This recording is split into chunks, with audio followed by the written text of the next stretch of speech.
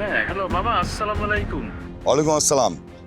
রহমত, শোনো, তুমি যে বন্ধুর কথা বলেছিলে, যে বন্ধুটা তোমার এসপি, তাকে এক্ষুনি তুমি বলো তার আন্ডারে যত পুলিশ আছে এখানে পাঠিয়ে দিতে। কুইক! কি হয়েছে মামা? আপনার কি কোনো বিপদ হয়েছে? আমি হাবুর বাড়িতে গিয়েছিলাম। হাবুর বাবা এবং সাথে কয়েকজন লোক ছিল, আমার সঙ্গে উল্টা পাল্টা বিহেভ করেছে। মামা, আপনি ওদের বাড়িতে আগে গেলেন কেন? আপনার উচিত ছিল আগে থানায় যাওয়া, তারপর মার্জনের সাথে হাজতে সাক্ষাৎ করা, তারপর আপনি হাবুর সাথে দেখা করে কুইকলি কিভাবে তাকে হাজত থেকে বের করা যায় সে ব্যাপারে পরামর্শ করা। রহমত, তুমি এটা কি বললে?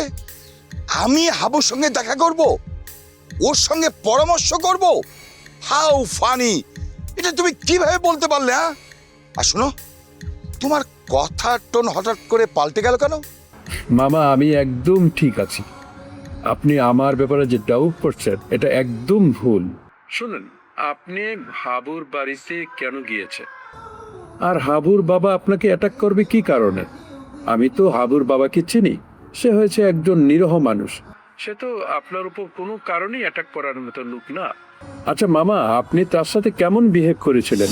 আমি যখন হাবুর বাড়িতে গেলাম, ওর বাবার সঙ্গে আমার দেখা হয়েছে, হাবুর সঙ্গে আমার দেখা হয়নি। ওই ফকিরনি ছোট লোক আমাকে বলে বিআই, আমি নাকি তার বিআই লাগি, আমার সঙ্গে হাত মেলাতে আসে।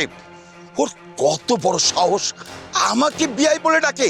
ওর মতো হাজার হাজার শ্রমিক আমার ফ্যাক্টরিতে কাজ করে, হ্যাঁ, আমি নাকি তাকে বিআই বলে ডাকবো, হ্যান্ডশেক করবো? How funny! মানে এই কথা শুনে না আমার খুব রাগ উঠেছিল, নিজেকে কন্ট্রোল করতে পারিনি, তাই উল্টাপাল্টা কথা বলে আমি ওই বাড়ি থেকে বেরিয়ে এসেছি। এটা একটা কথা হলো? মার্জানের শ্বশুর তো সম্পর্কে আপনার বেয়াই হয়। তো বেয়াই আপনাকে বেয়াই বলবে, এটা তো স্বাভাবিক। তো আপনি এতে উত্তেজিত হওয়ার তো কোনো কারণ ছিল না। রহমত, বরিশাল আসার আগে তোমার কথার টোন ছিল একরকম, আর এখানে আসার পর কথার টোন অন্যরকম। কারণটা কি বলবে? কারণটা হলো মামা, আমি হাবুকে ভুল বুঝেছিলাম। সাকিবের কথা আমি বায়াসড হয়েছিলাম, এই জন্য আপনাকে অনেক ভুল ইনফরমেশন আমি দিয়েছি। কিছুক্ষণ আগে আমি হাবুর সাথে কথা বলেছি। মার্জানের সাথেও কথা বলেছি। হাবু হাজতে গিয়ে মার্জানের সাথে আমার কথা বলিয়ে দিয়েছে। ও আচ্ছা, এই জন্যে তোমার মধ্যে এত চেঞ্জ? তাই আপনার কাছে আমার রিকোয়েস্ট, হাবু যে উকিল ঠিক করেছে তার সাথে হাবুকে নিয়ে যে কথা বলে যেভাবে হোক মার্জানকে জামিন করার চেষ্টা করি। যতই হোক মার্জান আপনার মেয়ে। তাকে বিপদে ফেলানো কোনোভাবেই আপনার ঠিক হবে না। আচ্ছা ঠিক আছে, রাখো, আমি ভেবে দেখছি।